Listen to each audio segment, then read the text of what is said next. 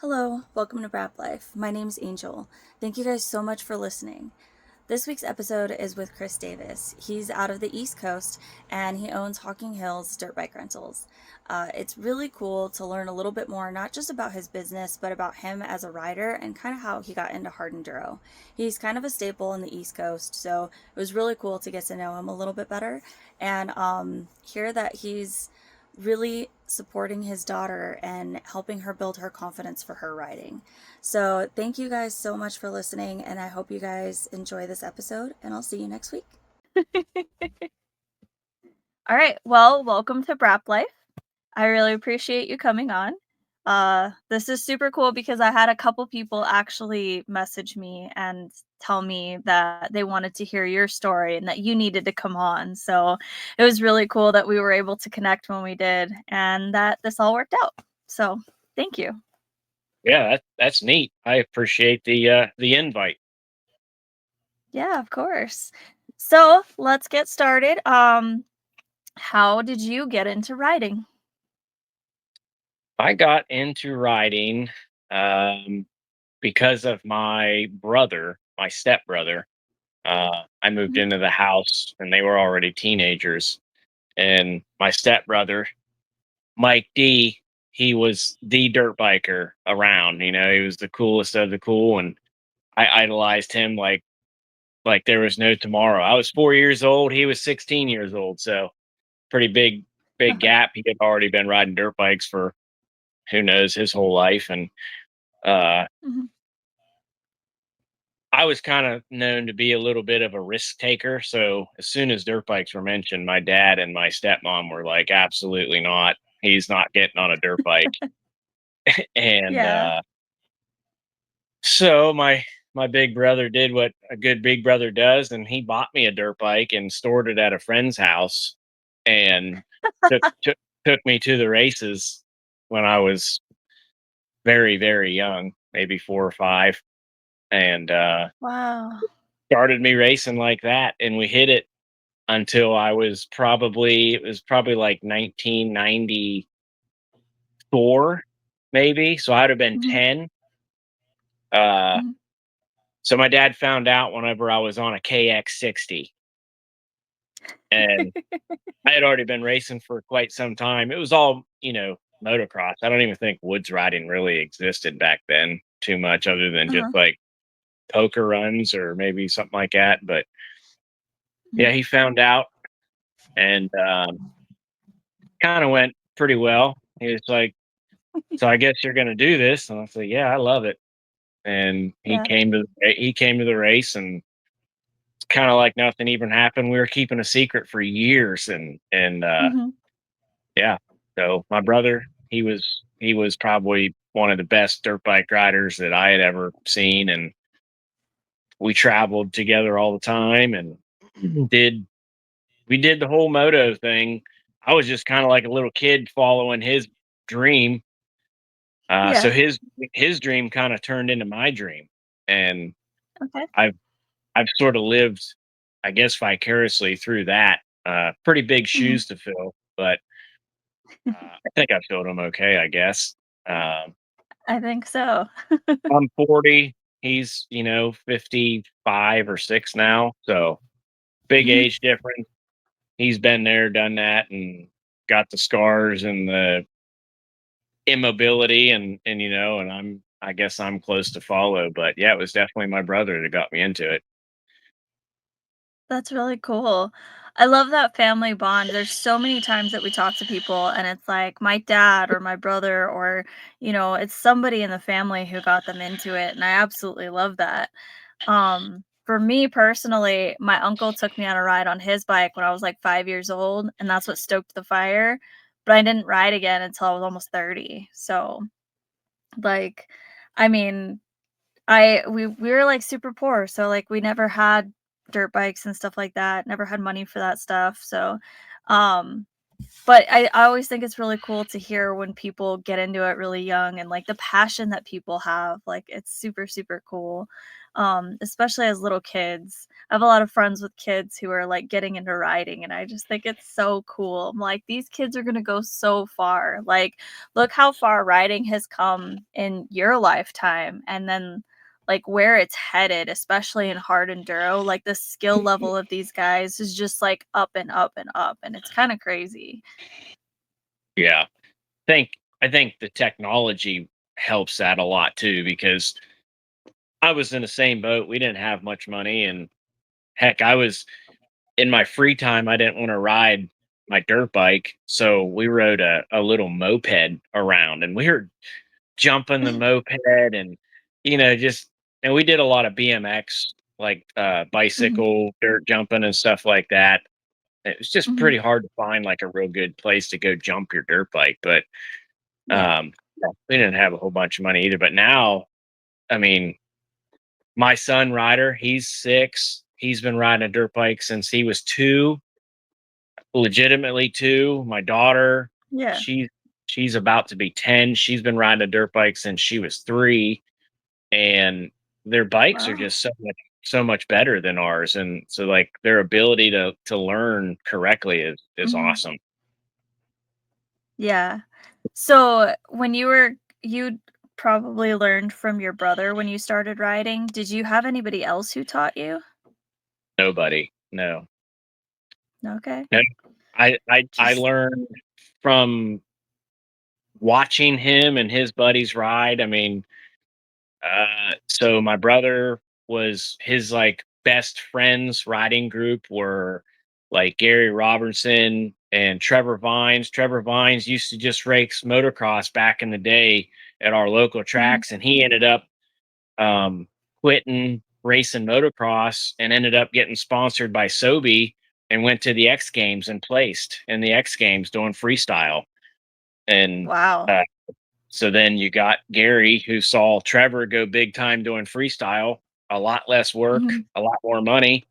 So Gary started doing it and kind of doing like the fair shows and stuff. And Mhm. uh, he did the freestyle for a while. And I mean, it was right in the era to where my brother was the same age and riding in some of the same places as Jeremy McGrath, Ezra Lusk, Ricky Carmichael. I mean, they were a little bit younger, but still, it was sort of that same generation. So, me as a kid watching Crusty Demons of Dirt, my brother lived that with them. So, it was, Yeah. yeah, I wanted to be them so bad, but I couldn't fast forward my age to be there.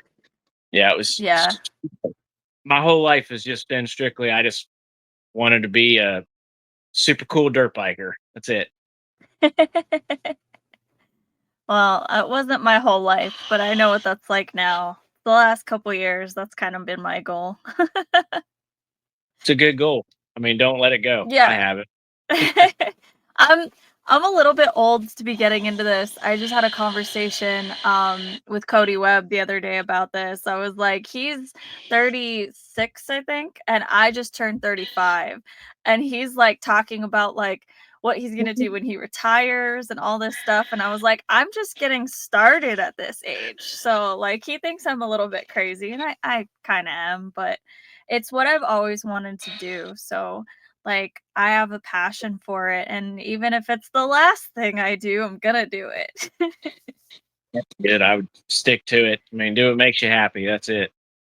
Yeah. Yeah, for sure. I absolutely love it, and I've been watching hard enduro for, like, I don't know, like 10 years or something like that. I remember years and years ago, I stumbled across Erzberg and just watching, I'm pretty sure it was probably Jarvis going through Carl's Diner and was just like, I didn't even know you could do that on a dirt bike. Like, I knew about motocross and freestyle and all that, but I was like, holy crap, the stuff that they're doing is just insane. And then I started watching it all and just it was absolutely the coolest thing, and I was just, like at the time, like, I was married, and I was just constantly telling my husband, I'm like, "I want a dirt bike, like, I wanna do that," and he's just like, "Yeah, okay." And then, like, 7 years later, I finally got a dirt bike. So, and when I got my little TTR, it was a little TTR 125, and I was so excited. I told all my friends, I was like, "You guys, I'm going to Erzberg one day. Like 100% it's gonna happen." Great. And have you been to Erzberg? Not yet. So if all goes according to plan, I will be visiting this year to watch. I will not be racing it, but I will be watching it. So Very cool. I would love to go yeah. there too. I mean, I think that's definitely a bucket list type race. For sure. For sure. And I guess in the last episode for people who are listening to this, they've already heard this, but um so I have this great and glorious plan that next year I will be racing Romaniacs. So in the iron class, but that is the huge gigantic goal. And yeah, it's absolutely insane, but if I can at least get through some of it, I will be the happiest person in the world. Like just being there and doing it, like I would just be ecstatic. I agree. Who cares what happens? Just go out there and be there and love it. That's yeah. Yeah. Yeah, exactly. So, and I've got plenty of time to get a lot of training in. I've got tons and tons of people that like I have gotten advice from, and I have like of course different people that I plan on like getting like true training from, like Destry Abbott and Dylan Santoro, Radford Chug, when Graham Jarvis comes back, him as well. Um That's but awesome. yeah, so I'll hopefully have a little bit of a chance to at least survive. That's the goal, is just to survive it. Sure, you'll do fine. Yeah. Well, it's a year and a half away, so it'll be plenty of time. But Right. yeah. So, how did you get into hard enduro? So I did my whole motocross thing from four to honestly, it was 2000 and I got to look at my championship plaque back here. So it would have been 2012 is when I Uh-huh. had my last real big crash. Um, Okay. and I ended up I was going to get my left. It's kind of hard to. I think they were going to amputate it from the knee down. Um, because I completely blew my tibia, fibia, and my ankle just gone. Yeah. Um, so they were going to. I think it was only really my ankle, but I think that they were like the rest of your leg is useless if you don't have a foot. So they were gonna amputate from my knee down, and I was like, not trying to be tough or anything. I was like, I don't think it's that serious, it hurts, but there's got to be something you can do. And they were like, Yeah. "Well, if you'd like to get a second opinion, you can do that." And I'm like, "Sure, let's get that opinion." And we Yeah. waited. We waited. Me and my wife were in there, and we had waited for so long. And finally, another surgeon that I had not seen at all Mhm. throughout the whole time that it was all going on, he came in and he closed the door behind him. Nobody was there, and I was kind of like, "Oh boy, they're going to tell me they're cutting my freaking leg off." But he sat Yeah. down. He was like, "Look, there's no saving your ankle. Uh, your foot has many broken bones in it. Your tibia, your fibia, they're both pretty shattered on the bottom end of them, but they're still kind of solid bone about Mhm. 6 inches up." And he goes, "We could maybe try to take out all of the crushed up bone. We could try to remove all that, and we can put in Mhm. this fake moving ankle and attach it Mhm. to your foot bones and your tibia and your fibia.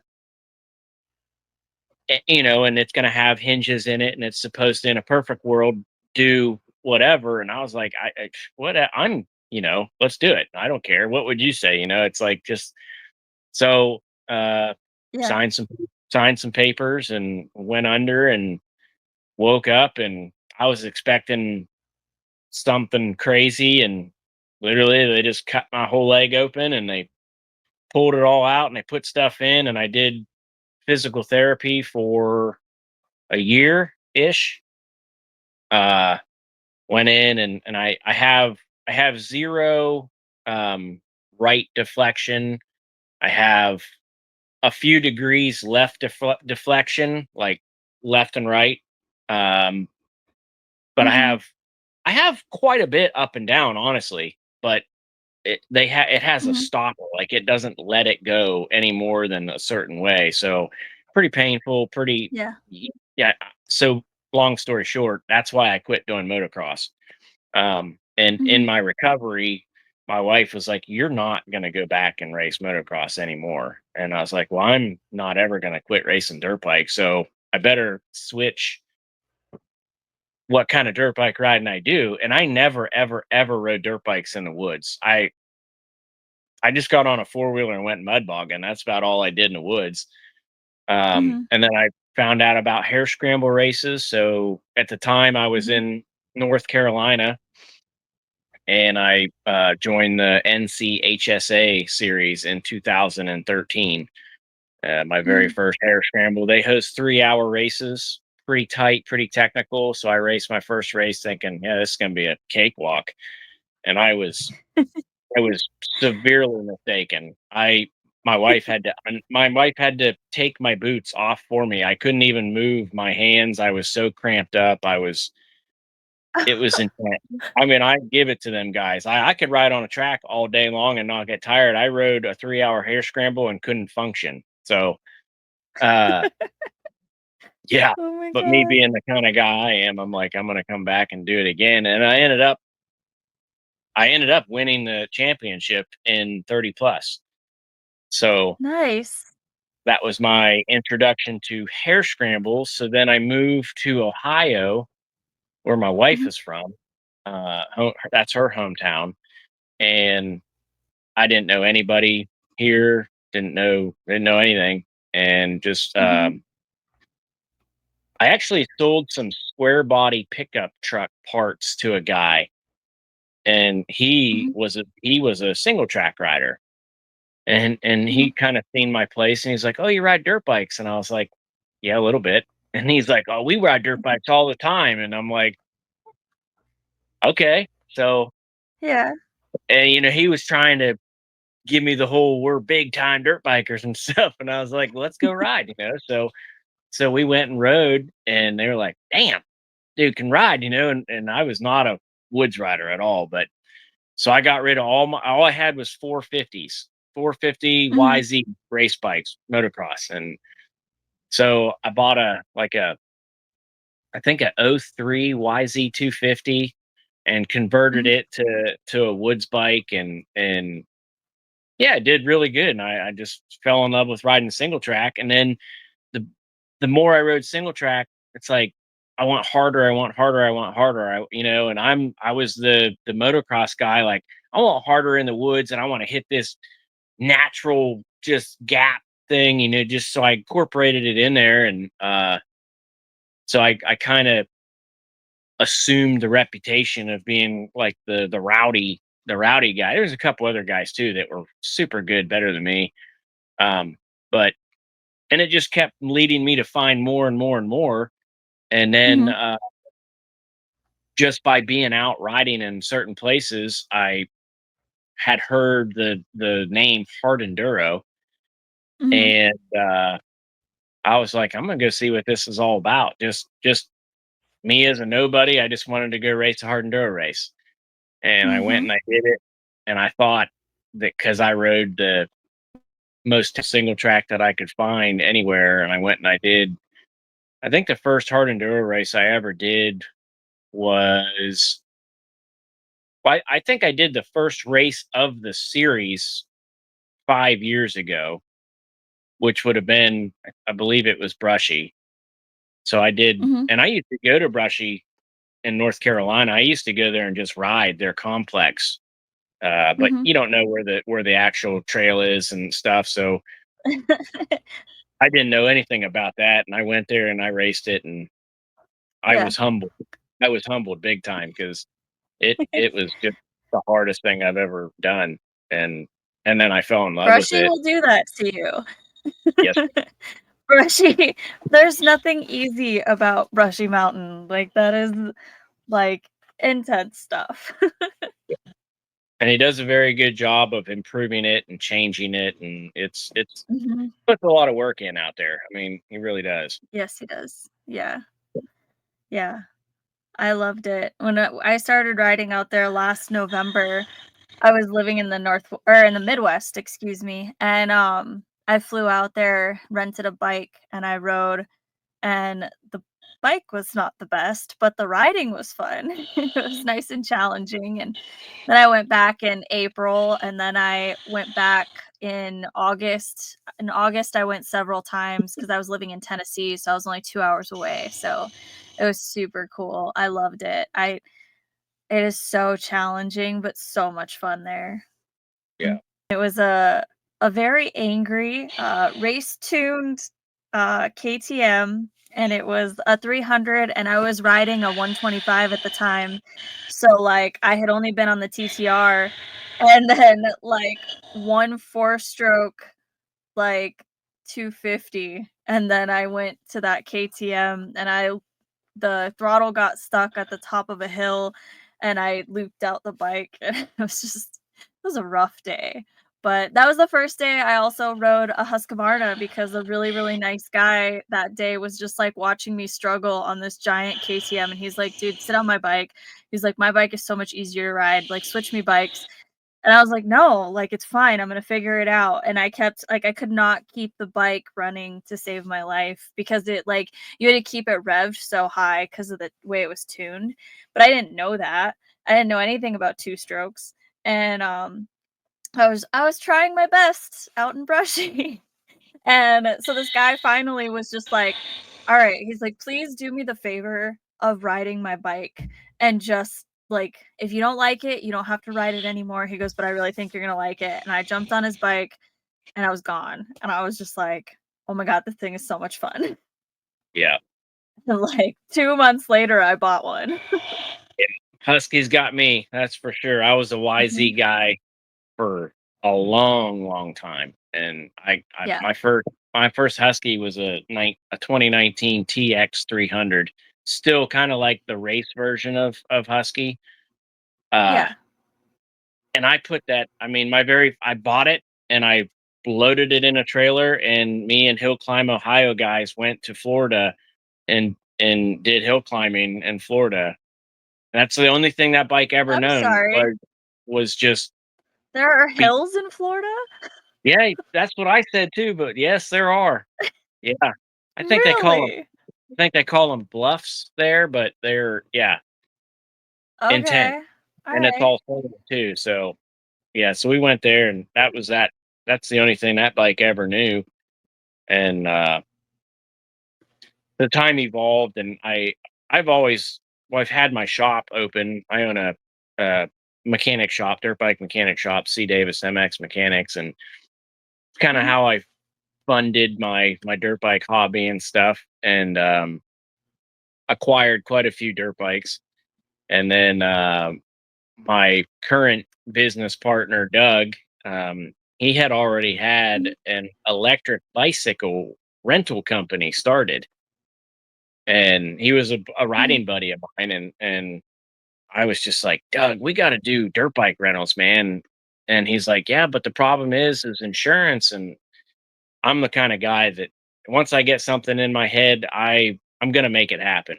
And we tried and Yeah. tried and tried, and it really was a pretty big hurdle. But about 6 months later, of not me, but my insurance agent searching and searching to try to find an insurance company that would do it, finally did. Quite expensive, but Mhm. we pulled the trigger on it, and so then we started Hocking Hills Bike Rentals. Um, Yeah. So then we had the initial investment of currently owned bikes, and we bought some more bikes and we put it in there, and I've got my shop so I can professionally maintain them, and we started doing that. And then Uh,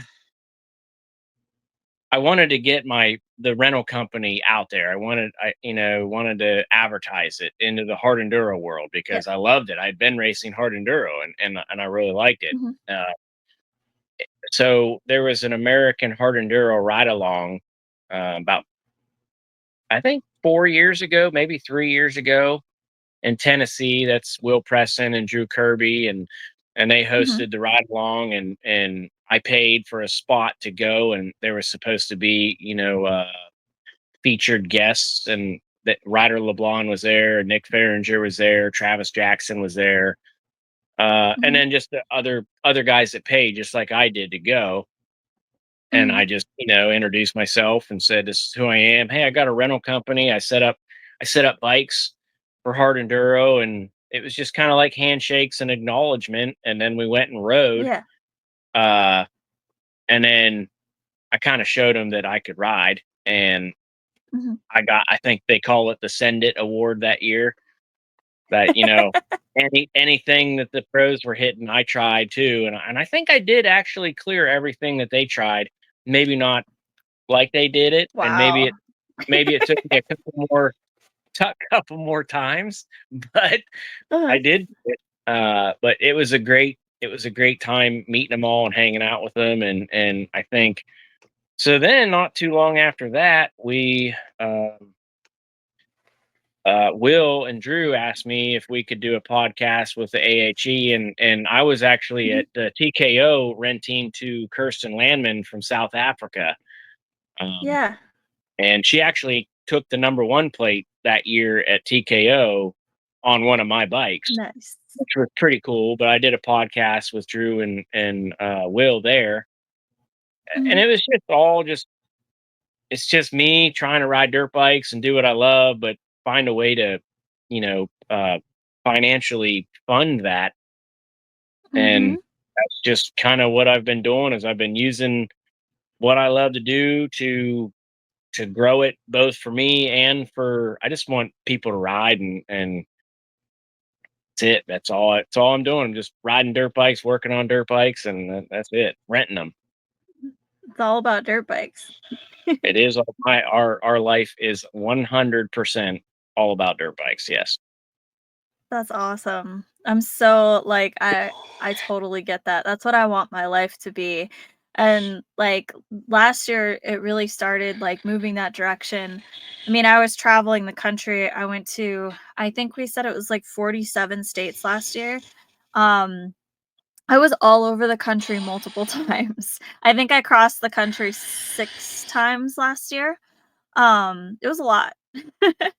And it was all because of dirt bikes and, like, going all these different places. I've ridden in 15 states now, and it's just an absolute blast, and I want to keep doing that. I wanna ride in every state. I wanna ride in multiple countries, like, I've got all these things I wanna do, and it's all centered around riding, and people think I'm absolutely crazy, but I'm just like, "You know what? I spent the longest time doing stuff that other people wanted me to do in life.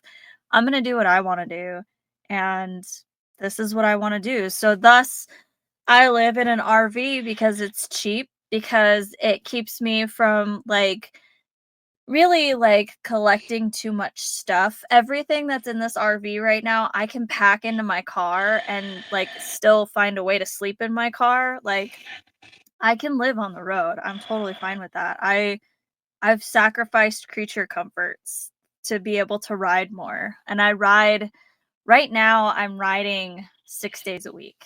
So, I'm kind of loving it. Yeah, that's amazing. That's way more than I ride. That's for sure way more than I ride. That's We great. also have very different levels of riding. I'm, like, way down here starting, you're, like, way up here good. So, I've gotta, like, work really hard to, like, start getting up to that level. I watch your videos. You look very good when you're riding. You're doing some pretty cool stuff. Actually show my Thank daughter. you. I show my daughter your Oh, videos. really? I'm trying to get her Oh, that's to awesome. get her to build the confidence in herself because she's a great rider. She's a very technical rider. She's not a fast Yes. risk taking rider. Yep. She's a technical rider. And that's a And lot of women. A lot of women are really good at technical riding, but we get it in our heads that we're not good because we're not fast. Like, there's no way. Brennan Jones was just out here last weekend, and I cannot keep up with that kid. Like, he was gone down the dirt road, and I was like, dude, I just got on my bike. Like, and he's just 2 miles down already. No way I can keep up with that. But I can still do a lot of technical stuff, and he gave me kudos for some of the stuff that I made it through and, like, that I really pushed through, so that was really cool. Um, but a lot of women are that way, so I think it's really cool that you're working to build her confidence, because a lot of times we're just told, "Oh, you're a girl, you can't do it," or, like, in my case, I'm only 5 feet tall, so I'm really small, and a lot of people are like, "Oh, you shouldn't even be on a big bike, like, you should be, like, on a cross trainer or a 125," and, like, so it's just, like, constantly, and people mean well when they say stuff like that, they just don't want us to get hurt, but it's like, okay, it's kinda like a slap in the face sorta thing, you know? So, I think it's really awesome that you're trying to build her confidence like that. That's, like, something that I really try and do, and that's why I post everything that I post. Like, I post me failing all the time just as much as I post my wins, because my wins, of course, are exciting. Like, and nobody wants to post how many times they fall, but I it's real. So, and it shows other women that it's okay to fall, because again, going back to, it's that mentality behind it. It's a lot of women have it in their head that they can't fall because to fall means you're not good. And dude, guys fall all the time. I've seen Graham Jarvis fall multiple times. So yeah, like, falling's just a part of it. yeah. Like you said before, you said that people think you're crazy, but yeah, us dirt bikers, in some way, shape, or form, we're all a little bit crazy. I mean, that's just, Yep. and I believe this. I can say it pretty confidently. Deep down inside, we pride ourselves on being that special kind of crazy, because Yep. I it does agree. separates us from the rest of the world, the rest of the athletes that are out there. Uh, Mhm. yeah, I can go out and I can try to throw a football or catch a football or hit a baseball or go kick a soccer ball, and I'm not going to do it Mhm. anywhere close to as good as they will do it, but I'll try. Mhm. But I bet you Mhm. they won't. That professional NFL football player won't get on that dirt bike and go down that mountainside that the track is on. They just won't do it, Yeah. because they're scared. That's the difference Yeah. between us dirt bikers and other professional athletes. That's Yeah. 100% the truth. Yep. Yep, I believe in that. Like, I say it all the time, like, you do have to be a little bit crazy to ride dirt bikes in general, and then to do hard enduro, you've gotta be a little bit more crazy because we're doing some ridiculous stuff or attempting to do some ridiculous stuff out there, and, like, sometimes you look at the lines that people take and it's just like, "How? How did you see that?" Like, Yeah. that's intense. And then to know the efforts that it took to be able to do that line. I mean, when we go out and we free ride, we look at something that's like most good riders would be like, I am not doing that. And then the up echelon riders, we're like, yeah, we're gonna try it. And most of the time we fail. But then you get to Yeah. rider level of LeBlanc and Hart and Webb, Mhm.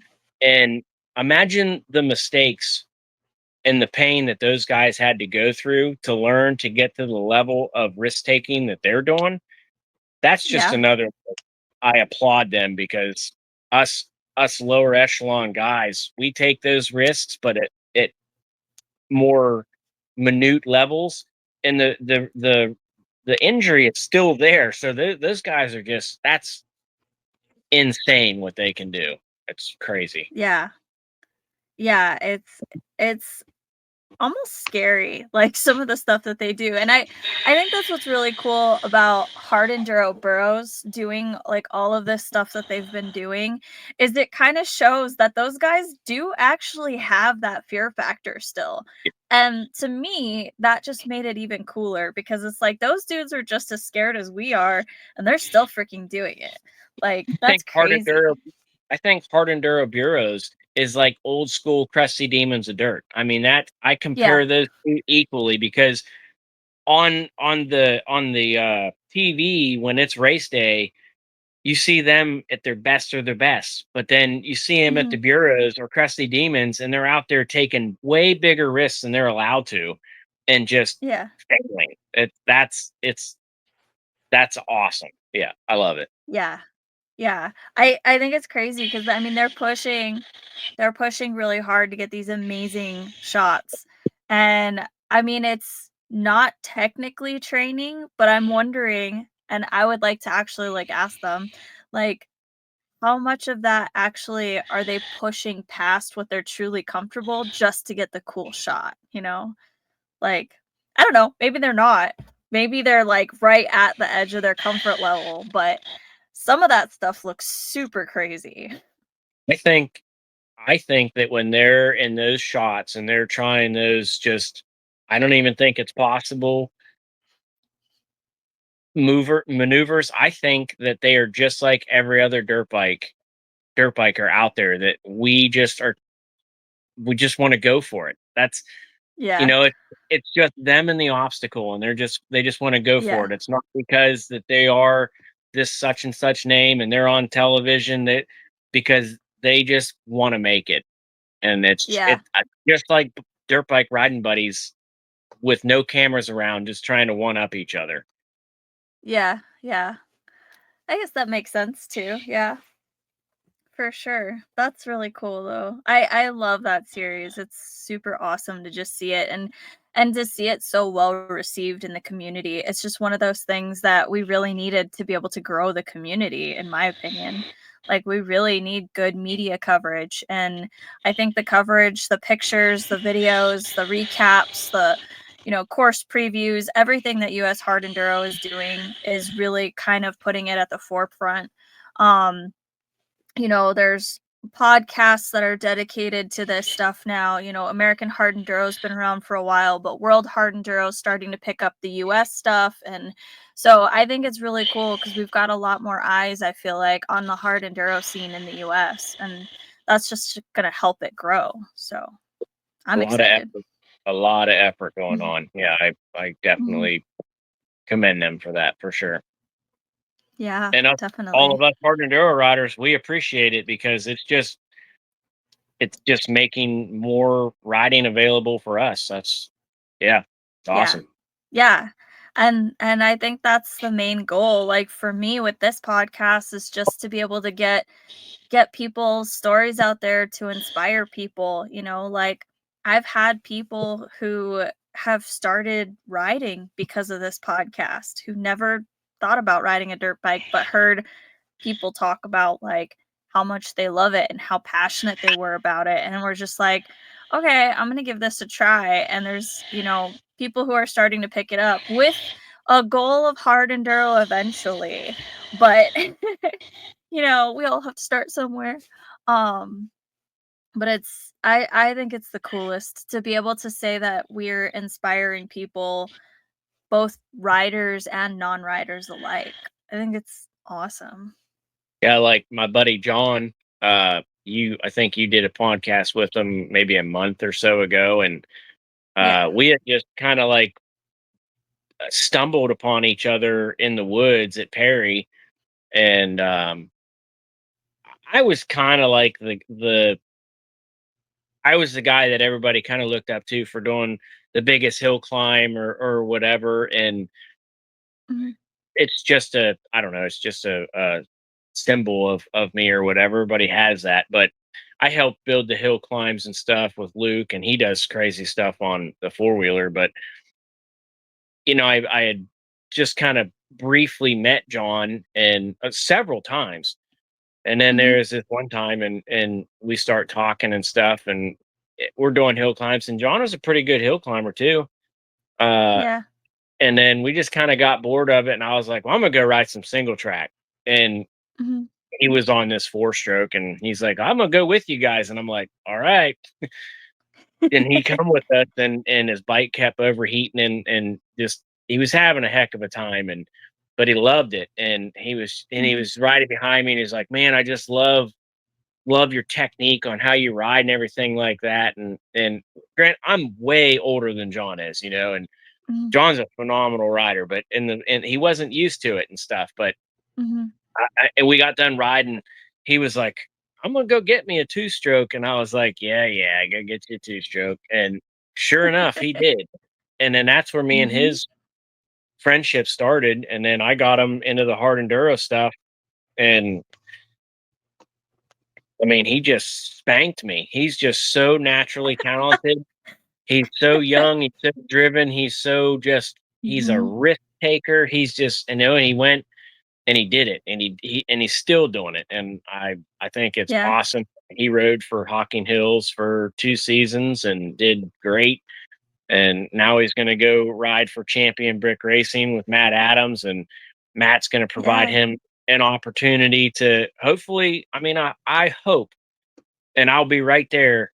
I hope that John can get into pro class and get the shot to duke yeah, it out with these guys, because if he ever gets to be side by side with one of those pros and it comes to who's got more in the tank, my money's on John. I mean, that's just all it is. And it's just like you were saying, just the mhm, community brings people in. That's all I did. And I wasn't even a hard enduro rider. I was a single yeah, track rider.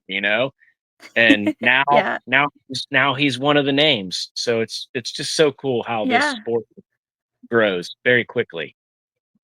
yeah, for sure. Yeah, I met John at TKO this year, and like, he was just this dude that I was talking to because I was staging, and we had this super awesome, like, 2-hour delay. So John and I sat there baking in the sun talking for, like, 2 hours, and I was like, I was talking to, like, all the guys in his line, but he was the most talkative out of all of those guys, so, um but yeah, it was really cool to, like, get to know him and kinda see him ride a little bit. I got to take a couple cool pictures of him riding, and I was definitely impressed, and so it was cool. And then I went back actually, and I was looking at some pictures from Brushy Mountain, at Battle of the Goats last year, and I had actually taken a bunch of pictures and videos of him at that event, and I just didn't know who he was, but it was actually the decal of the Hocking Hills that caught my attention, and then I saw how he was riding, so I've got, like, a bunch of videos of him going up chicken fight and stuff, so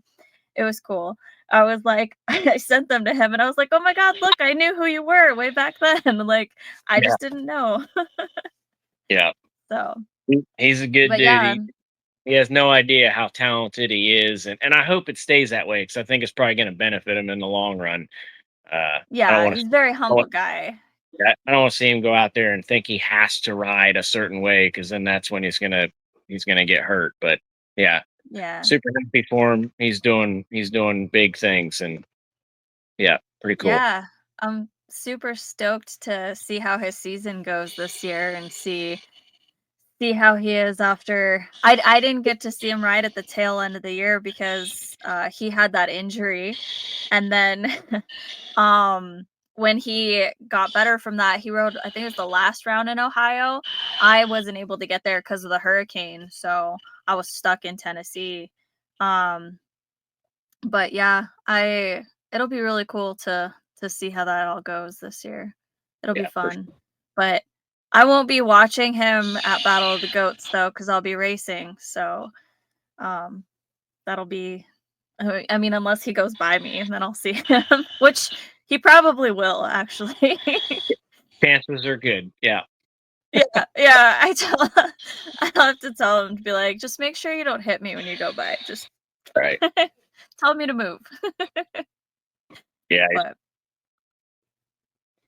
um, alright, well, enough talking about John. yeah. Uh, so, uh so we talked about mind travel a little bit. You've ridden in North Carolina, you've ridden in Ohio. Where else kinda have you ridden? Have you ridden just East Coast, or have you come out to the West? Have you been able to travel at all and ride? I mean, you're When I pretty busy, so. Yeah, so that's kind of the big thing. When I was younger, I definitely traveled a whole lot doing motocross. Mhm. Uh, Yeah. couldn't even tell you how many states I was in doing motocross, and then when I switched to hare scramble, I mean, the first year I did it, I was just in North Carolina, but then that kind of grew to when I moved to Ohio. Then I started going. I guess I could safely say that I was in a most of the states like this side of the Mississippi. Um, and then when Hard Enduro came, yeah, I didn't really start racing Hard Enduro until I already had the rental company started. So Okay. for me to go out west and attend one of those events, I have to rent bikes because it's just feasibly financially not responsible for me to go out there unless I have a number of bikes that I can take out there with me. And I Yeah. can't take time off to go out there and leave my partner back here renting bikes every day, Mhm. all day. So, Mhm. and I understand not too many. There's already bike rental companies out west, so kind Mhm. of kind of their space, and my space is over here on the East Coast. Would I Mhm. love to go race those races? Yes, absolutely. But what I want and what I have to do are different. So what I have Mhm. to do is I have to run my businesses here, and Mhm. I have to do that well. So I got to put Mhm. off what I want. But I've went and rode single track in the Dakotas and Colorado and uh, all kinds of different states. Both Probably Dakotas? yes, yeah. And Where did you ride single track in North Dakota? well, I think it was because where's the Black Hills? The Black Hills is like right. That's South Dakota. Well, that's South Dakota, but I think it's kinda right on the Yeah. border of North Dakota, isn't it? Yeah, but we'll just call it South. Or we just say South. And it was I cool lived for in North Dakota and I like there was hardly any riding there. So that's why I yeah, was like, "Where'd you go?" I went to the Black Hills, and that was on our way to Mhm. Colorado, and it was cool for a day, but there wasn't I mean, it was really hard stuff, but there wasn't a whole Yeah. lot of and Yeah. then we went to where did we go? Taylor Park Taylor Park in Okay. Colorado. And we were Yeah. there for like a week and we rode all over the place there. It was so much fun. Yeah. But still, even after going out there and seeing, I mean, yeah, it was 14,000 feet in the air and it was breathtaking, but there's Mhm. similar tougher terrain here Mhm. in North Carolina and in Ohio and in West Virginia and in Kentucky than there is out Yeah. there. The only thing that separates it all is the big views. That's the big Mhm. difference. As far as Okay. type of or technicality of riding, I think we've got everything they got over there. Interesting. Good to know. I didn't get to make it out to Ohio to ride, unfortunately.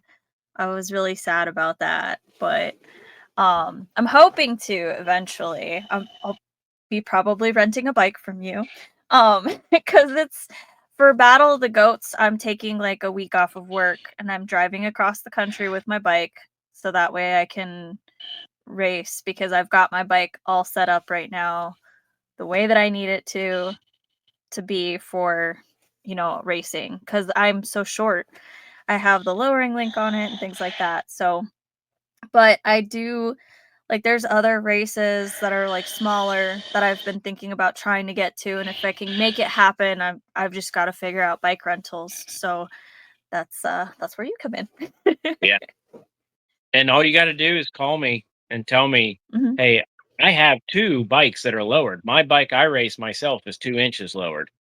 Um, so Really? yeah, and I accommodate. That's another thing that we do is you can call me as a racer and say what your desires are, and we'll Mhm. work it out and we'll make it happen. I'll set the bike up for what you like. Hmm. Yeah. Okay. Cool. I like that. I didn't know that that was a thing, honestly. I always thought it was just like what I've done before where you just get the bike and you have to deal with it. No. Whenever you So rent from us, we ask you what kind of riding you're gonna do, what kind of racing you're gonna do, what tires you want, what gearing you want, what grips you want. I mean, we set your bike up for you. I mean, now obviously there's a little bit of cost involved if you're asking a whole bunch of stuff, but I've yeah, resprung bikes for people, I've lowered bikes for people, I've put different pipes on bikes for people. Um, Everybody has their own taste, and yeah, I totally am okay with that, and that's what we do. You just got to come out and ask for it, and we make it happen. yeah. Okay, that's really good to know. Well, if I can make some of these other races happen, then 100% definitely gonna be, having a conversation.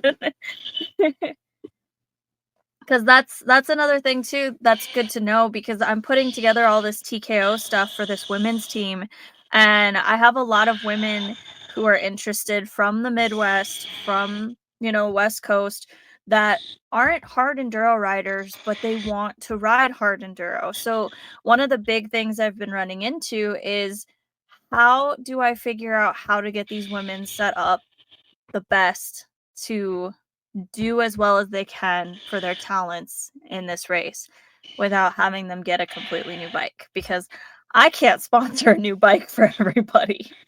So, this is really awesome because, now I can point them and be like, "Hey, you have a lowered bike. Here's somebody who can help you with that." And so, yeah, that's really, really good to know. Hmm. Hmm, Yeah, hmm, like hmm.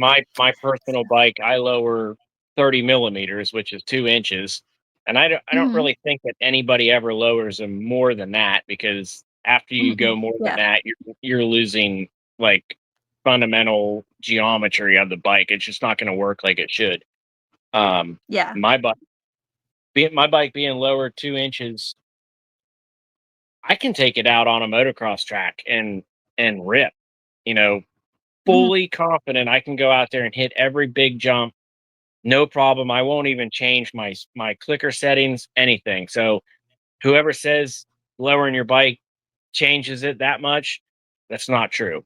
Do I lose ground clearance climbing over a boulder? Yes. But Mhm. what I'm totally okay with my skid plate getting hung up a couple times, that whenever I go to dab in a rock section, I Mhm. don't fall over and look like an idiot in front of my friend filming me that just so happened to be there, like, "Oh, you're doing good, Chris." Like, "Yeah." you know, just so Yep. happened Yep. fell over right in front of him. Yeah, but having a lower That's how it bike, always happens. yeah, that's my go-to Yeah. whenever I mess up. I'm short, you know, You can't but have that excuse when I'm around, though. I'm shorter than everybody else usually, so that'd be I cool. I lowered my bike. My bike is an inch slower now. And, when like I said, so Brendan was here last weekend, and he got on my bike because I was having a really hard time getting up this hill, and I was getting so frustrated. I was, like, maybe 3/4 of the way up, and I was like, "Okay," I was like I was asking him, like, "What do you think I'm doing wrong?" He goes, "I honestly don't know." He's like, "I don't know how your bike's set up. I don't know how it runs, whatever." And I was like, "Well, sit on it, see if you can get up the hill, and, like, let's see like what it takes to do it because then maybe you can tell me and then I can do it." And he got on my bike and as soon as he put his leg over it, he goes, "Holy crap, this thing is tall." And he goes, "And that's for me." And Brendan is not a short kid. So I was like, "All right, cool, cool. I like this." It makes me feel a lot better about it. And then he goes, second thing, he goes, "Your rear tire setup is terrible. My moose, I did not know that your moose needs to be drilled out. So I had gotten a moose. I had somebody put it on for me. I had the tire put on. Like, I don't know how to do that stuff. So I just had it done and nobody like they asked me what kind of riding I do and I said I'm starting to get into hard enduro and this is what I need and whatever. And they're like, "Oh yeah, no, we got you." And they didn't drill it. So it is very, very hard and I deflect off of everything. So he You said should it's check like out my having video. 15 PSI. Oh yeah, What? huge difference. You should check out my video. I just posted a how-to of putting a bib and a tubeless setup together in a tire. and they work Oh, perfectly. yeah. I have them on every single rental bike I have, and no Okay. failure, and you're gonna get maximum traction. You're gonna get 0 of sidewall push off the rim whenever you get in a squeeze spot. It's perfect. Uh, Okay. and then, I mean, there's so many benefits to it. Just watch the video, it's pretty cool. Yeah, yeah, for sure. No, and that's the thing is I'm always saying you don't know what you don't know, right? So like I heard about moose and I was like, okay, everybody out here runs mooses because we have a lot of cactus. So like that's just the thing to do out here. So I was like, okay, cool. This is what I need. So I went to who I thought was the expert and then it wasn't the setup that I needed for the riding that I do. And I didn't know until I was told. Now I have to figure out how to get the right tools and to be able to do this. So I have a friend who's going to help me out. And thankfully, I have a lot of really cool friends who are willing to teach me things because I. I really do try, but like I said, if you have no idea what you're doing, you can't know that you're doing something wrong or that you're not doing the thing you're supposed to do. So I'm working Yeah. on it, but there's a And lot to learn with bikes. everybody in the hard enduro world, they're very open to, hey, this is what I'm doing. This, and you learn a lot. I mean, even from Oh, yeah. tricks of where to store spare parts when you're out racing, to tire setup, Yes. to what you know energy supplement that you take out on the trail with you, and just little things that you would never think of that help tremendously. Yeah. Yeah, being at King of the Motos a couple weeks ago, Matt Adams was there and he was like showing people all of this stuff that he does with his bikes and like everybody was starting to do it and I was like, "Oh my god, that dude just comes into an area and it's just like he's like the hard enduro expert." It's so Yeah, cool. But that's I cool. mean, it's awesome how he just shares his knowledge all the time. Like, he's not asking for anything in return. He's just like, "Here, let me help you with this." Like, I just think it's the coolest thing. And that's how the whole hard enduro community is, at least in my experience. Like, I've had times where like my throttle got stuck and like people just flocked around me and they're like, "Let us help," and blah blah. It's just like it gets done. And it's cool. I like to learn, so I'm like, "Can you just tell me how to do it and I'll do it just cuz I need to know, for next time." But it's so cool. I absolutely love it. And when I found US Hard Enduro last year, I was super stoked cuz I didn't know there was a US series. um but then, like, the community around it, everybody's just been so awesome, so fun. Everybody's super welcoming, and by the second race that I went to, like, people recognized me and they're like, "Hey, how's it going? Come and camp with us." And so it's just like a family reunion every time now. Yep. Yep. I love it. Absolutely. I'll probably do it. Yeah. I mean, my family loves it. My kids love it. I love it. I mean, it's. I couldn't imagine doing anything else, really. Yeah, yeah, it's crazy, like, I would much rather drive 9 hours to go hang out at a race and then just to be there and take pictures and, like, be around my people than, like, go out and party or anything like that, like, I don't do any of Exactly. that stuff. Like, I quit drinking, like, when I started getting serious about riding, I quit drinking, and so, like, I don't do any of that stuff anymore. That's why I said, like, people think I'm crazy, like, people are like, "Well, you don't, like, come to this party, or you didn't go to that event, you don't wanna go to this movie," and I'm like, "I don't care about that stuff." Like, I'm sorry, but, like, my life is riding right now, and that's just how it is. Like, I want to be training 6 days a week. I would do it 7 days a week, but I give myself a day of rest because it's good for you, so For sure. Yeah. Yeah. 6 days is a lot. And I mean, even Mhm. in the summertime, because we're in Ohio, so we don't have beautiful weather all the time. But even in the summertime when it's super nice and I'm full swing with all of our rentals, and I got the shop and I giving lessons, and we're going and training, and I don't ride 6 days a week. I I Mhm. think at my best, I might ride maybe 4 average, you know? Mhm. So 6, that's incredible. That's awesome. It's my dedication. It's been so I started about 6 days a week, probably in August when I moved to Tennessee. And, before that, it was 3 to 4 days a week when I was living in Maine. And then, just 'cause, like, I was also training for an ultra marathon at the time, so I was splitting my time between the 2.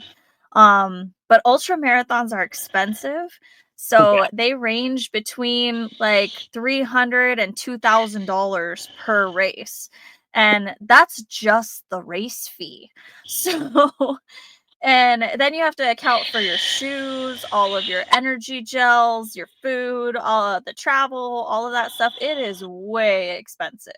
So trying to do that and then trying to ride dirt bikes, period, let alone trying to race is like almost impossible. So I decided that I'm just a fun runner and I run ridiculous amounts of mileage for fun. My last run that I did, that was a long run, I did 29 miles. Um, so that was good. It was a good time. Uh, but um, I'm not gonna pay to go run. Just no, no. yeah, So but I will pay to ride my dirt bike and thrash my bike a little bit and thrash my body. I'll totally do that. So, to get ready for that, that's why I'm pushing the 6 days a week right now. Because with Battle of the Goats being 2 months out, just a little over 2 months, I feel like I need to do everything I can to be prepared. But even after that, I mean, my next big race after that, I think is gonna be probably Silver Kings.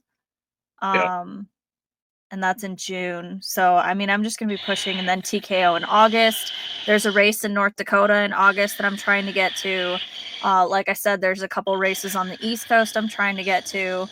Um, there's random ones in Texas and California. There's one in Washington. Like, I'm trying to go all over the place to race. So, yeah. just wherever people tell me, and I'm like, all right, I'll do my best to be there. So, Cool. and do what I can. I'm Yeah. happy for you. That's great. I need you to be in, like, every part of the country, though. Yeah. Well,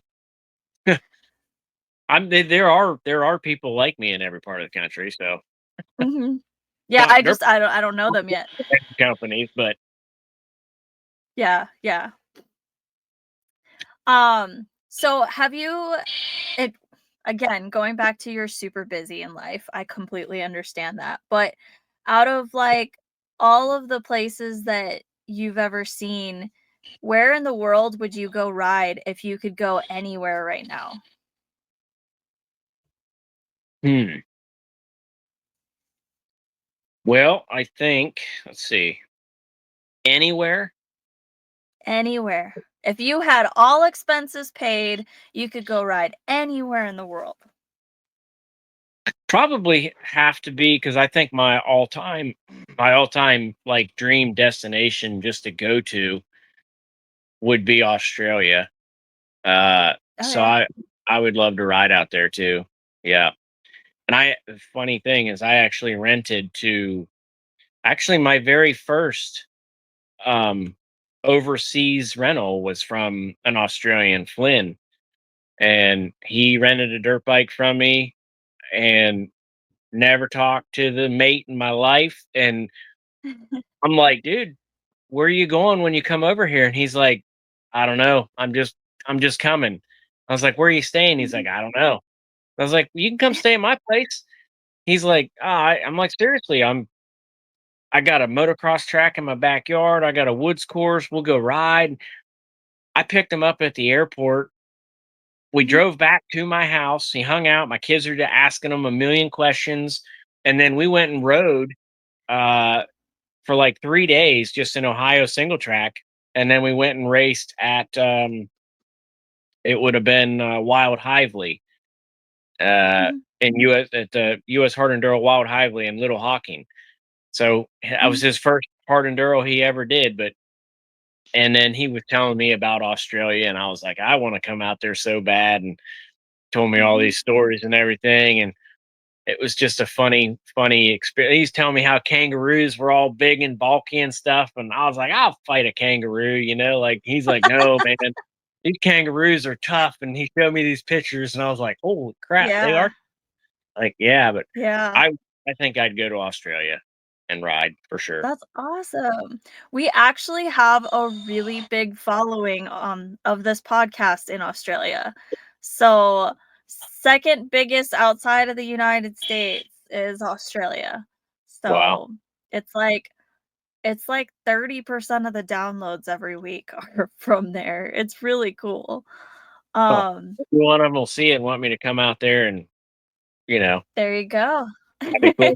Well, I'll we be we had, Connor Hennessy came on here, and we did an interview with him, right after TKO because he was here from Australia from TKO. He rode an e-bike out there.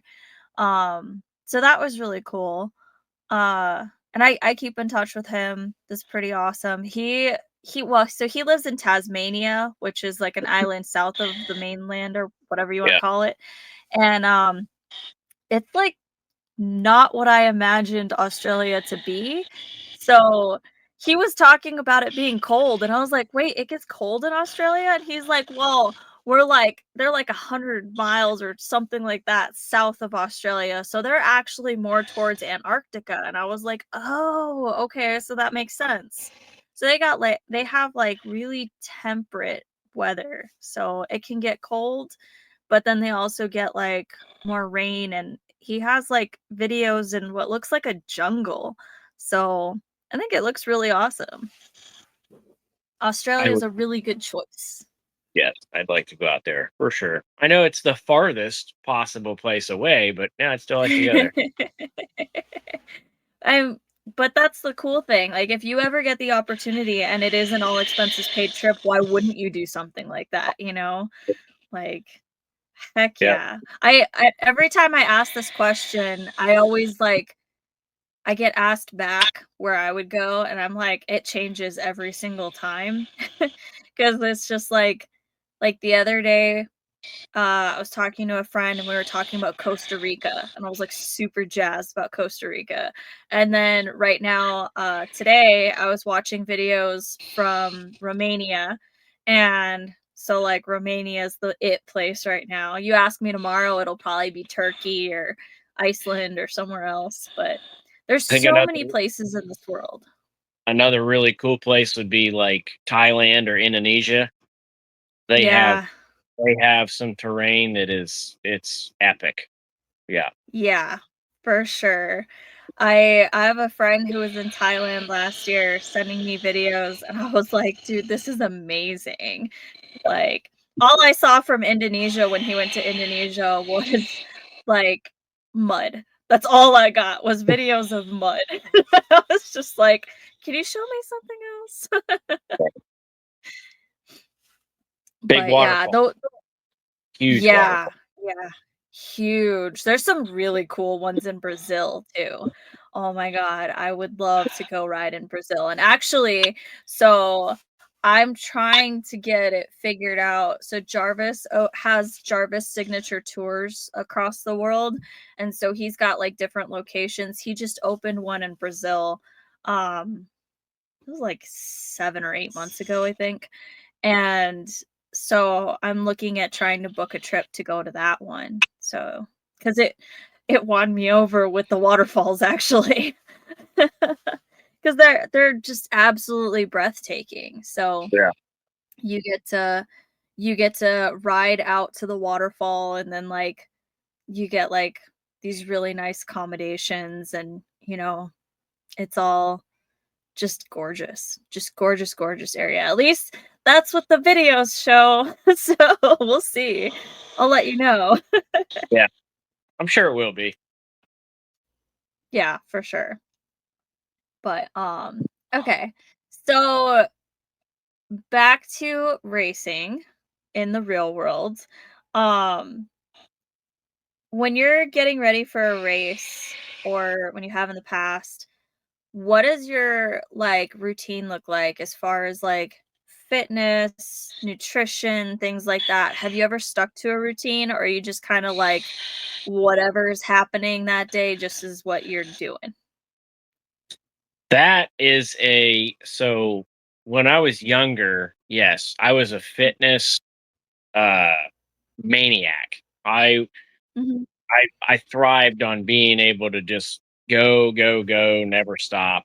Um mhm, but I've never ever really had an unhealthy diet. I don't like candy, I don't like sweets, I don't like any desserts. Like I do not like them. So I'm a breakfast, mhm. lunch, dinner kind of guy. That's how I've been forever. So Yeah. I don't overeat. Um, I I think the most unhealthy thing I do is I like to drink beer. Beer is awesome. Um, but now that I'm 40, I just and I work. I work from the time I roll out of bed till the time I go to sleep, and I'm pretty. Mhm. Anybody that knows me, they know I'm a very high strung kind of guy. I just go, go, go. And Yeah, I mean, honestly, that's and I go hard. Everything I do pretty hard. And I yeah. think that is my physical fitness now. Um, I do have a makeshift gym built in my barn. I have like a Mhm, 30 by 40-foot barn that I park my square body and stuff in. It's where I do like my truck work. But I hung mhm. some 6 millimeter plastic down and like I almost made a paint booth for like a 12 by 24 spot, and I made a gym in there with a propane heater. So I go in Oh, there nice. and just kind of keep my upper body fresh and stuff like that. But really, Yeah, I just am constantly working, so my body doesn't really know the difference between not going full throttle or sleeping. It's kind of yeah, just how I am. So yeah. I would say that I could probably benefit myself substantially in the hard enduro race world because I'm good until I struggle real hard. And then Mhm, once I struggle real hard and I get past that threshold, I almost can't get it back anymore. I can't recover. And mhm. that's probably due to the lack of conditioning, I guess you would say. But if I Okay. condition myself like that, I'd probably be able to bounce back from that recovery. If I don't get to that threshold, I'm Mhm. literally the difference between a top 3 rider and a top 15 rider. That's the difference in the riding ability when you just get tired, you make stupid mistakes, Mhm. ride fearfully, and when you do that, that's when the mistakes come out. So, Yep. condition is Yeah. definitely a plus, but I'm at the point now in my life, I'm riding dirt bikes to have fun. I'm not trying to prove to anybody anything. I'm trying to support the Yeah, dirt bike universe, just out there to have fun. But I could yeah, for sure improve my results if I really wanted to, strictly from conditioning. Yes. yeah, yeah. I've found in my personal riding that, like, when I started training for the ultra marathon, it definitely improved my riding. I went from barely being able to go 20 miles to 50 some miles in, a month, and so that was crazy. Um, and that's with me falling all the time, because this is when I first got the Husky before I lowered it. Because I've had that bike since last January, started riding it, like, in February-ish, and then, I didn't lower it until December. So, I struggle bust all last year. I think dirt bike riding muscles are different than regular muscles too. Like Mhm. you can have a marathon runner be able to do the whole thing and go Oh, about for his sure. business the next day. But if they go out and ride a dirt bike for 2 hours, they're toast. But if you can intermingle both of them, then Yeah. you're an animal. Yeah.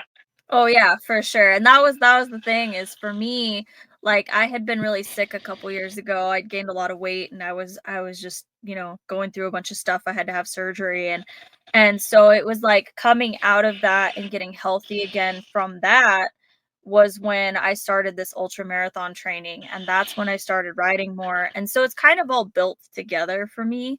Um where I built up my endurance, and I think that that was the most important part of learning from my ultra training was the endurance to be able to push through, but also the mindset, I think. For me, changing my mindset and being able to do hard things and push through that, like, "Oh my god, I'm so tired" moment, and being able to, like, keep pushing, that has really benefited me a lot, I feel like. And when you get past it, you're like that. Yes, I did it. Yeah, yeah, Sure. and it's like it's just like a moment. I and this is what I'm always saying, I do hard things for fun. That's like my mantra now. Like when I'm out on the trail, like the guys were like, "What are you saying?" I'm like, "I'm saying I do hard things for fun. I'm reminding myself I got myself in this situation. I need to get myself out of it." So, and it's that, and then the other thing that I changed in my mindset, and this one's just strictly from riding, is everybody always says, "What's the worst that could happen?" And when you're coming up to an obstacle and you're newer and you're very visually intimidated by something because it looks big and scary, um, having that split second of thinking about falling off of that thing is the worst. So, Yeah. I started to instead of saying what's the worst that could happen, I tell myself what's the best that could happen, because instead of having that split second of thinking of falling, now I'm having that split second of thinking of making it up and over. And so far, that's only failed me one time, and that was on the ridiculous hill climb. So, That's that's great. yeah. That's a It's good way a to it's a say. yeah, it's a huge change in mindset, but it's just one tiny little thing that you can do. I found that that's what helped me. What about you? Like when you I don't even know if this happens to you, but if you get stuck in a section or if you're like having issues in a section, especially during a race, like how do you push through? Like how do you keep going? I've never quit anything in my life. I don't have quit doesn't exist in me, and I've done a lot, a whole lot, Mhm. and so there has been that exact moment to where I was physically at my limit, um, Mhm. mentally just like I don't even know how I'm going to get up this, and it's like so many things going through my head, like even if you do this, you're out of time anyways. Like you might as well just pack it up and call it a day now. And then Mhm. the me is like, no, you don't quit. You're gonna try this until somebody tells you to quit or you make it. And that's it. And Yeah. that's how I am, and that's how I always will. There I was at this spot, Mhm. just so happened to be with John Crawl, and I was actually in front of him.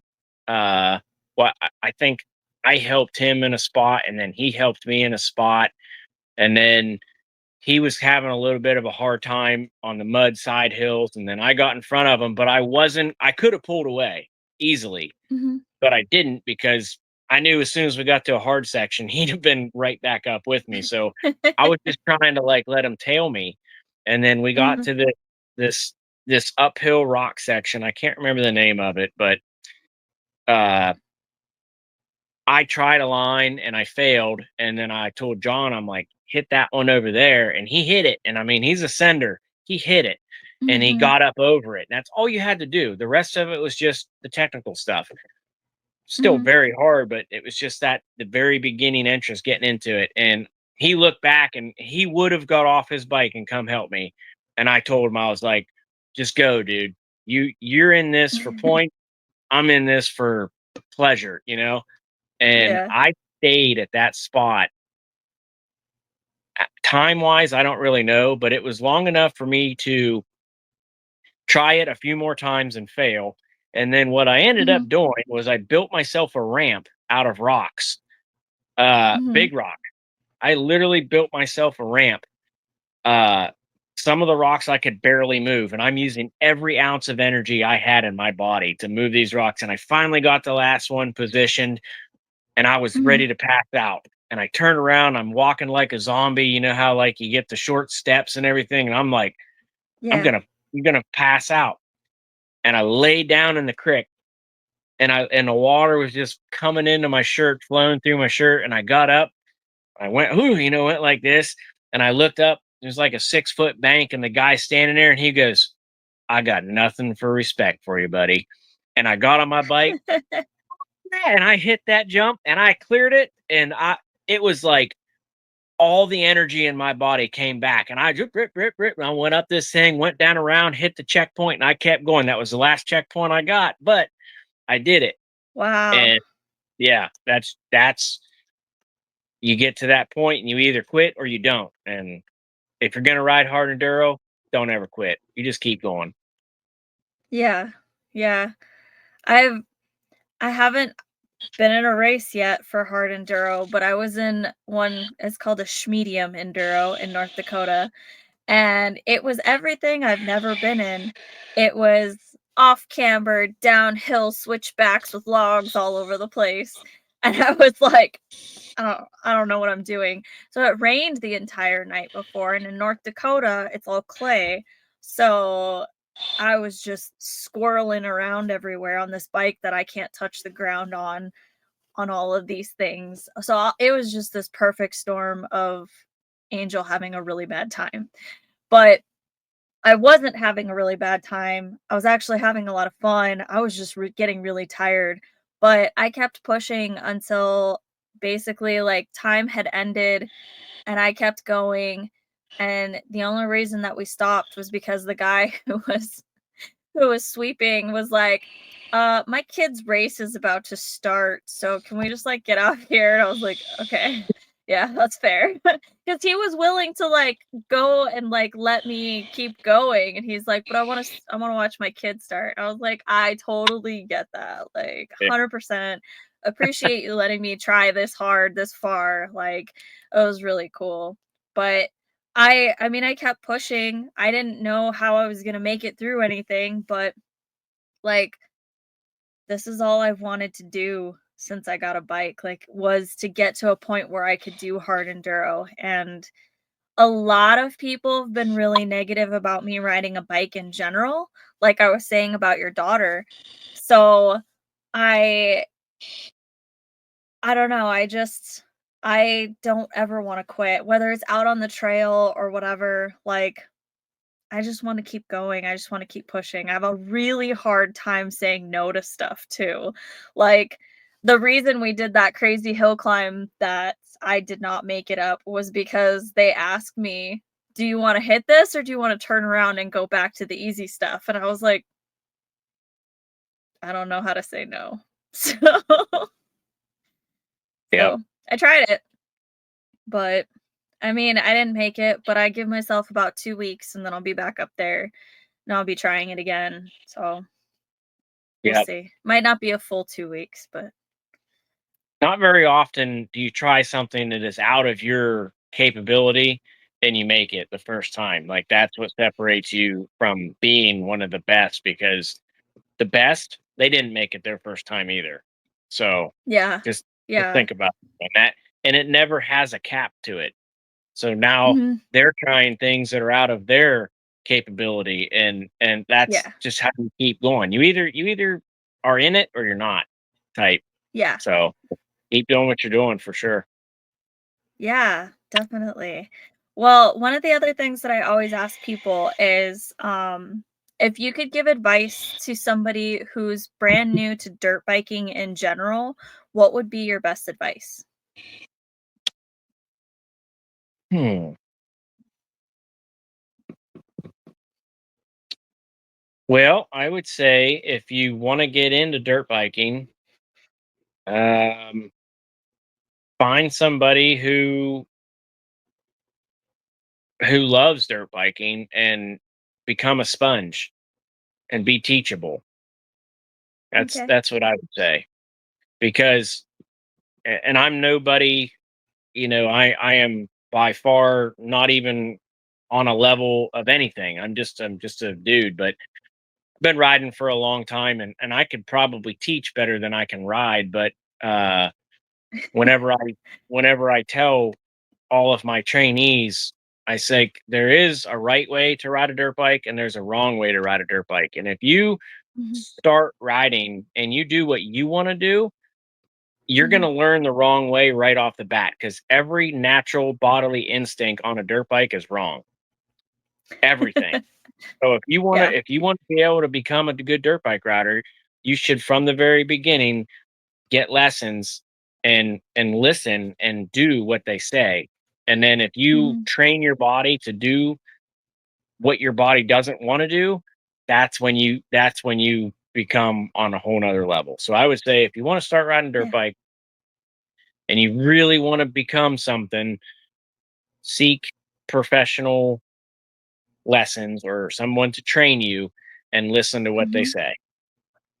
Yes. I love that. That's kind of what happened with me when I started getting serious about riding. I had a local clinic that I went to, and then the next clinic that I signed myself up for was like a month later, and it was the Jarvis Clinic. So I got really lucky that I got that put into my head really early. So, Makes a um, difference.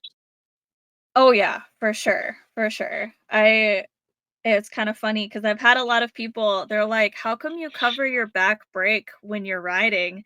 And I was like, "'Cause it's what Jarvis told me to do." So, like, who am I to say that that's not right? But a lot of people are like, "You don't need to do that." And But if I asked you that question and I was like, "Why do you cover your back brake?" And you're like, "'Cause Graham Jarvis told me to," I'd be like, "All right."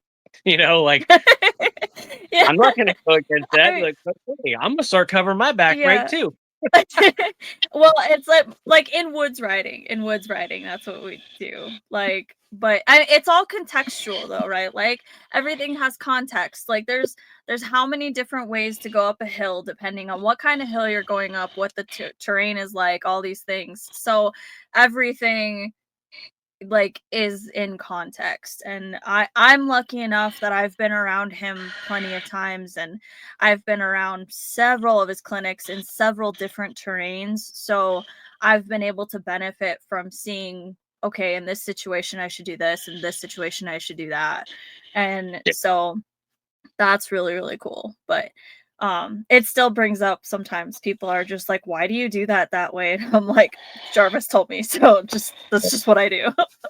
Yeah. Um, so then for somebody who's getting into hard enduro, what would be your best advice for them? Uh, go ride with somebody who's familiar with hard enduro, and then, I mean, the first is proper bike setup. If you don't have proper bike setup, you're not gonna be able to continue in the race because your bike's gonna break. And then I would just push your limits. That's if you want to race hard enduro, you can't have a cap on what you want to do. You have to be Mhm. okay with anything. That's Okay. if you want to be anywhere close to the podium, you got to be okay with whatever comes in front of you. And the way I Yeah. personally think of it as is if it's in the course, it's been ridden. So if Mhm. it's been ridden, it's possible. Now it's up to me to make it happen. Yes. But you can't look at something and just say, "No, I can't do that." Yeah, you can if you do it correct. That's just how it Yep. is. Yep. That's great. I love that. I absolutely love that. That's really funny because, like, Sorry. go ahead. I Go have ahead. a poster that has been in my shop for as many years as I've been building engines and doing whatever I do. It's literally sitting right over there. It's always been wherever I'm at. I've lived in all kinds of different states and stuff, and it says, "You must always push your limits because if you never fail, you must always push your limits because if you never fail, you will never succeed." and then it just says "brap" on the bottom of it. Uh, and I've had that I love that. written. It's been written on a white erase board that's covered in dust right now. It's like I don't even know how it's still legible, but that's how I've lived my life, and that's particularly in hard enduro. If you don't fail, Yeah. you're never gonna succeed. Yep. Yep. I love that. And that goes back to, like I said, that's why I post about my fails all the time. Like, I fail all the time on my bike. Like, I'm trying to do stuff that, like, is absolutely insane for what my skill set was. Even in August when I got to Tennessee, I had done my first hill climb, like, the week before that, ever hill climb, like, true hill climb where you're just, like, fully on the throttle. Did my first one ever in Maine, like, the week before I moved to Tennessee. Was absolutely freaking terrified of them. I hated downhills, and here I'm going up the mountains. It's only, like, 1,500 feet or something like that, but I'm going up that mountain and coming back down and having no okay, to a certain point, I'm having no issue. There's a Yeah, certain point at that mountain where everything is completely off camber and it is really freaking terrifying. I haven't quite made it fully to the tippy top of the second mountain yet, but um I'm working on it. Uh but watch that first video. mountain, I can't wait. yeah. That first mountain, like, when I first we were, like, gonna go up the hill climb, and he's like, "Oh, yeah, it's not that bad, it's just gonna be, like, right there," and I was like, "Okay, let's do it," and it's really pretty out there, and then all of a sudden, I'm turning the corner, and I'm like, "There's more hill, okay, turning the corner, there's more hill, turning the corner, there's more freaking hill." I was like, "This isn't a hill anymore, this is a mountain." Like, we are going up the mountain right now, and we got to this point where we stopped because it started to go down, and he's like, "Oh, this is just a loop, it'll take us back down around to what we just went through." And I was like, "Cool," because I don't want to go back down that freaking rocky ass downhill. No, no, no, no, let's not do that.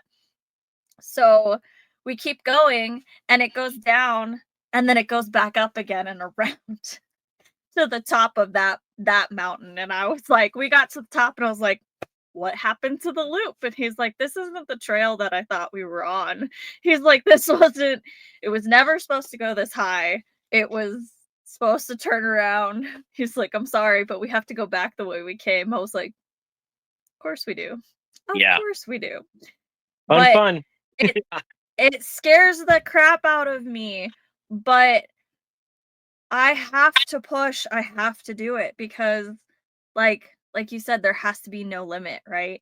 And 4 months ago, 3 months ago, at Brushy and at Dome Mountain, going downhill terrified me. I could do it super, super slow, and if I had, like, a direction that I knew I was gonna fall this way, like, I always had a safety, and now I'm like, "Okay, I'm just gonna stay on the pegs. I'm gonna do this. If I have to go slow, I will, but I'm trying to do it with a little bit more speed and momentum because I found that that's just helped me a lot more, especially when it comes to, like, ledges and you're, like, dropping. Like, that's just so much harder to do when you're going, like, super, super slow, but Right, it's I try and do things that scare me. That's my thing for this year is to push past those things that scare me and really push past letting myself be visually intimidated as much as I have the past year because like when I see things and they scare me and I hesitate, I fall and I end up getting hurt or I break something on the bike.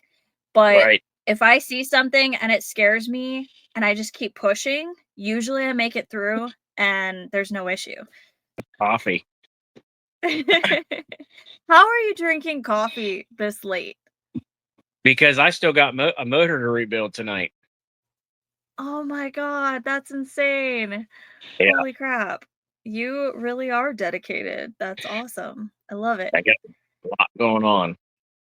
Yeah, I've got to watch a video on how to change my clutch master cylinder and how to bleed it because like I can physically change it, but then I've got to know how to bleed it. So I've been running my little fix for like a month and a half now, and I need to just do it. I need to quit being a baby. I have a garage now that I can actually do it in. So that was the biggest thing is I didn't want to do it outside in the open air in the desert. Like that's not ideal.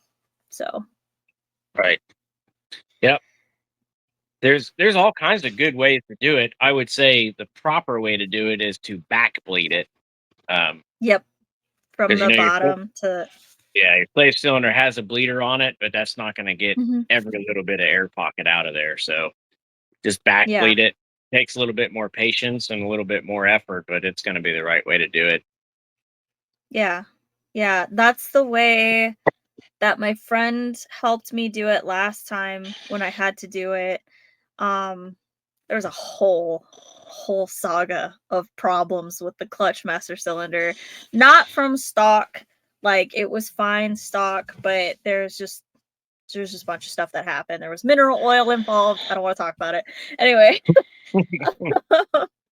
so she was helping me and we were trying to do it, and it was just like, I remember her doing it, but that was July. So I just need to watch some videos, get it in my brain, and then be able to do it. So, because like I said, I'm trying to learn how to do all this stuff myself, and it's just I'm very, I guess, thorough is the right word. Like I don't want to start something until I know how to do it, but I'm also still gonna have the video queued up and have my phone like right there the whole time to make sure I'm doing it exactly right. Yeah. And I'm I'm trying my best. I know Hey, it's but not perfect and a lot of people get mad, but, like, I've triggered some people by having, like, this little fix that I have on my bike. They're like, "Why haven't you fixed that yet?" I'm like, "'Cause I'm scared." at least you're trying to do it, not paying somebody else to do it. See, that was the problem last time, was I tried to take a shortcut and I tried to pay somebody else to do it because, first of all, I didn't wanna screw it up, and second of all, I wanted it done quickly, and I didn't have tools or anything because I was traveling. So, I paid somebody to do it, and that's how I ended up with mineral oil in the freaking bike, and I was just like, a month later, not even, I was having all these issues with my clutch, and I was like, "I don't know what's going on." And then my friend opens the reservoir, she's like, "Yeah, that's not supposed to be pink." And I was like, "Oh my gosh." So, yeah, it was a lot of fun. But now I'm like, I don't trust anybody. So, I am trying to do it all on my own. And I have access to some tools now, but like, I have friends who are willing to help me, thankfully. I know some really amazing people. I'm so new to West Coast, like, now, and, like, dirt bike people on the West Coast. Everybody that I know is all East Coast, so I'm like, I got, like, 10 people that could help me and, like, show me what to do on the East Coast, no problem, but I'm like, who do I got out here? Like, hmm. I just met a bunch of really cool people at King of the Motos, so that's nice. I'm starting to build my group out here, but I miss the East Coast a lot. I miss all my people, and I'm super excited to get back for the races. It's gonna be really cool to see everybody. Yeah. Hopefully, we get some decent East Coast weather. What does that mean? I mean, it's either going to be really hot or it's going to be really wet, probably. Mhm. Yeah. Yeah, I feel like if I was gonna race Battle of the Goats, the best year to do it would have been this past year because this was the first year that it didn't rain, Yeah. and brushy in the rain is its own Horrible. thing. So Yes. It's horrible. that's it's gonna be its own struggle if it rains, which I'm sure it will. Um, but it'll be fun. It'll level the playing field a little bit, maybe, hopefully, a little bit. But Some people are it'll be really cool. good riding in the mud, and some people are as soon they're awesome riders, and as soon as it's wet, they're horrible, and kind of vice versa. So Yeah. Yeah, it'll be really interesting to see. I haven't really ridden in a ton of mud since Maine. Maine, I rode in a lot. Uh, we went on a trail ride and it was like 50 miles and it poured for the first like hour. And I was like, you guys, I was with all A class riders and above, and there was like 20 dudes. And I was like, you guys, I cannot do this. Like the first 100 feet, I sank myself, thankfully, and not the bike in a huge puddle just because of the mud. There was like roots in it. I obviously couldn't see, and I just hit the root and I went over the handlebars. Thankfully, the bike landed on me, so it didn't get flooded. But I was just like, okay. So I'm like sitting there with my face like this far out of the water, completely soaked. And like the guy at the back comes up and he's like, this could be a rough ride for you. I was like, oh yeah, thanks. Thanks a Yeah. lot. So I struggle bust probably the first mile. And then I cut off onto 2 track because we were on single track. I cut off onto 2 track for a little bit to just kinda get my confidence back for, like, another couple miles, and then we all came together as a group, and then we hit single track again, and I was okay after that. And after that, I mean, I still fell a couple times, but I did pretty decent, and I did the hill climbs, and I did some crazy ass drop-ins that I was like, I don't know how I just did that, but it was really, really cool. But I think the motivation that day was that it was Jarvis leading the pack. So I was just trying to keep them in my sights. I knew I was never gonna keep up, but I was like, I just need to know where to turn. Pretty But good. that was probably the most mud I've ever ridden in. And it was like we did I think we did 52 miles that day or something like that. We were only out there for a few hours, but yeah, it was a lot of mud. That's all we know A here. lot. Ohio is just nothing but mud. Even when it's dry out, it's mud. Just Really? yeah. Very very rarely on many of the places that we go ride is it just perfect it could be dry for 2 weeks straight and you get into that heavy canopy, no sunlight in there. There's lots of terrain, Mhm. all the low spots, always mud. Yep. Okay. Good to know. I It know a kind of lot of people in Ohio now, I feel like, so I've gotta come ride out there. yeah, it's very similar to Hawaii, I feel like. Hmm, I can Yeah, see that. yeah. Definitely. Hawaii, they're used to mud and roots and yeah, that's it's very similar. Yeah, Makana likes East Coast racing because of that. I was Yep. like, "Alright, makes sense." Well, in our last couple minutes here, this is your time to give any shout outs or thank yous, anything like that. Oh geez. I guess biggest shout out would be US Hard Enduro series for just putting on awesome races and continuing to grow. Uh, Huge thanks to American Hard Enduro for helping support US Hard Enduro. Um, Definitely want to give a shout out to Hocking Hills Bike Rentals. That's if you need a bike on the East Mhm, Coast, we'll set you up. Um, let's see who else. I personally would like to just give a shout out to all of the um, up and coming women hard enduro racers. Like that's my goal is to get women into it because I my daughter and me are like this, and mhm. I just would love to have women to show her like look they can do it so you can do it. So if you're a Yeah, woman, you're thinking about it or you are doing it, like get together, bring everybody together, just make it happen. That's what I'd like to do. Uh, yeah. yeah, that's probably Yeah, you'll have to bring her to TKO this year and, have her come and hang out with us. We're gonna have, like, a whole, like, tent and everything for our little team that we're putting together for the women. Um, I think we're up to 7 women now who are gonna be doing TKO for the first time, and, Then we're gonna have some of the heavy hitters from the East Coast coming out. Um, and then, of course, like Louise Forsley is probably going to be there. Rachel Gudish is probably going to be there. So we're trying to make it the most attended event by women in the history of TKO. So you got to bring her out because this is history, man. We're trying to make history. So she can see it and she can see all of us and They'll be there. be So cool. I would say, I guess my last shout out then would be if Hmm. you guys are really trying to do that, then Hmm. reach out to Kirsten Landman.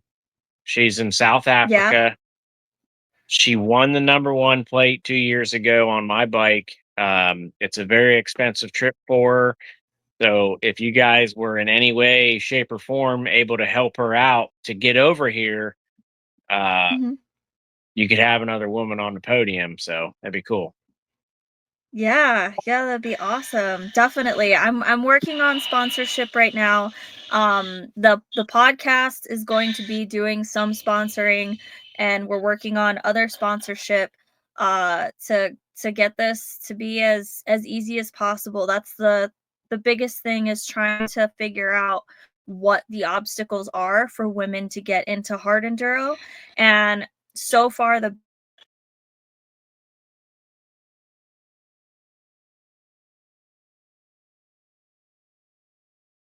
oops. That was weird. Sorry. Um anyway, so the biggest thing has been there's not very many women doing it, so I'm afraid. So we're trying to remove that. I'm actually talking with a couple different people right now about trying to get a women's only clinic for prior to TKO and seeing if we can come up. I don't know if this is going to happen yet, but this is what my desire is to see if we can get it fully funded so that way it's free for the women who are signed up. So, Good. yeah, yeah. So it's a pretty big venture, but I am pretty dedicated to growing hard enduro. It's just been it's like I said, it's like family now. And so I want to see it grow and I think one of the biggest ways that we'll grow is having more women come into the sport. So, Yes, for sure. so cool. Well, definitely try and reach out to her as things keep going and see if we can get her out here because that'd be so cool. Because I've been following her career for a while too, so that'd be that would be super awesome. Just to have her here and then just to be able to like line up with her, I'd be oh my god, I'd be so stoked. And he is a badass. I'm telling you. It's just Yeah. what when she was here. I know you're trying to wrap it up, but real quick, when No, she no, was you're here, fine. we went Yeah. out riding. She wanted to train on our bike a couple days prior to so she could get used to it. So we were on Yeah. the adjacent property at TKO and we were riding and it's really right. It's the same stuff. It's just the next property over and we were in some really nasty stuff and somebody got a flat tire. Not a flat tire. The tire literally Mhm. peeled off of the rim like a banana peel and it got wrapped around.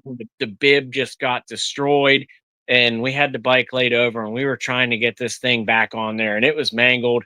And Uh-huh. Kirsten was just like very cool, very like patient, and she's like, "You just gotta give it a."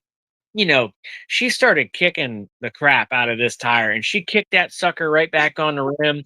And she's like, "All right, let's go." It just so cool. I was just like. That's what I'm talking about. Like, and yeah, that's how she is, and very cool. In the middle of the woods, nobody watching, nobody doing anything. She's kicking tires back on the rim that are just like you would think, nah, it's done. We're not getting it back on, and we got her. That's awesome. I love stories like that. Those are the best. Yeah, but Well, thank you again for your time. I know you've got like a thousand other things to do before your night's even over. Um, but I really do appreciate it. This was really, really cool. I'm super, super excited. yeah, I appreciate you very much. I like what you're doing for the sport, and I applaud you for it. Thank you. Thank you. Thank you. Well, I guess we'll see you in like a month and a half.